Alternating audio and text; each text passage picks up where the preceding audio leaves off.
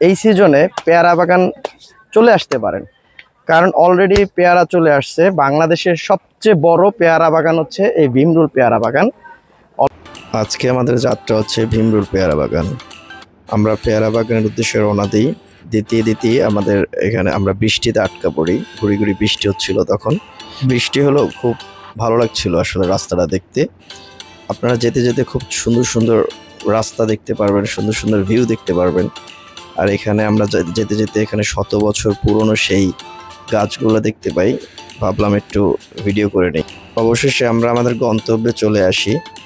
আমরা একটা ট্রলার ভাড়া করি এবং বাগানের ভিতরে রওনা দিই।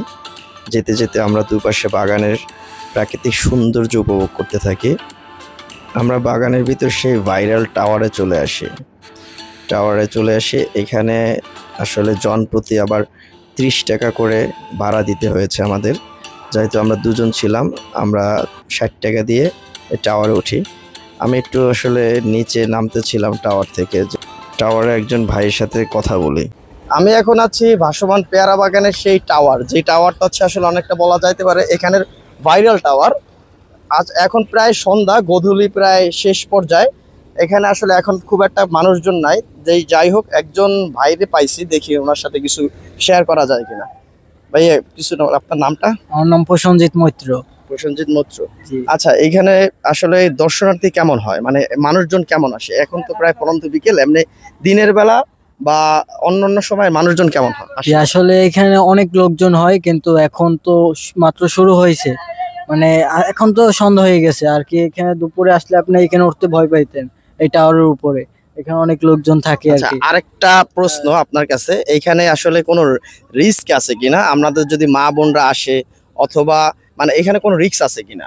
এখানে সমস্যা আছে? কোনো সমস্যা নাই, এখানে আইন ব্যবস্থা আছে, মানে পুলিশ প্রশাসন আছে, কোনো সমস্যা। পুলিশ প্রশাসন থেকে আইন ব্যবস্থা, মানে একজন সিকিউরিটি আছে, খুব ভালো সিকিউরিটি আছে। আর নৌকা বা ট্রলার এর ব্যতিক্রম তো কোনো কিছু নাই। এখানে আসলে আসলে খরচটা কিরকম? আপনারা তো এখানে স্থানীয় এখানে। জি। আচ্ছা, এখানে আসলে খরচটা কেমন? এখানে আসলে নৌকায় আপনার এখানে ঘন্টা হিসাবে টাকা নেওয়া হয়। কেমন মানে ঘন্টা হিসাবে কেমন? মানে নৌকায় মানে ঘন্টা নেয় 300 টাকা করে, আর ট্রলারে নেয় 600 টাকা করে। 600 টাকা 1 ঘন্টা ঘুরলে। এখানে কি কোনো মানুষ আছে, যে কোয়ান্টিটি আছে যে এতগুলো মানুষ একটা ট্রলার উঠতে পারবে ঘন্টা 600? এরকম কোনো নাই, আপনি একজনও যাইতে পারবেন 1 ঘন্টা 600 টাকা, আবার চাইলে আপনি 20 জনও যাইতে পারবেন, মানে ঘন্টা 600। আচ্ছা, ঘন্টা 600 আর নৌকায় 300। আচ্ছা, এরকম করে আপনারা ইচ্ছা করলে ঘুরে চাইলে আপনি একলাও ঘুরতে পারবেন, চাইলে ফ্যামিলি নিয়ে আসতে পারবেন, চাইলে ফ্রেন্ড সার্কেল সবাইকে নিয়ে আসতে পারবেন। আচ্ছা ভাই, ধন্যবাদ। আপনার সাথে আবার দেখা হবে হয়তোবা। ঠিক আছে, ভালো থাকবেন। যাই হোক, আমরা এখানে একটা ছোট্ট একটা অল্প সময়ের ভিতরে স্থানীয় একটা ভাইরে লাকিলি পেয়ে গিয়েছি। এখানে চেষ্টা করছি যে এখানে আসলে খরচটা কেমন, আসলে কেমন, সিকিউরিটি আছে কিনা। যাই হোক, এই গোধূলি বেলায় পেয়ারা বাগানের টাওয়ার থেকে আজকের মতো এখানেই। আল্লাহ হাফেজ, ভালো থাকবেন।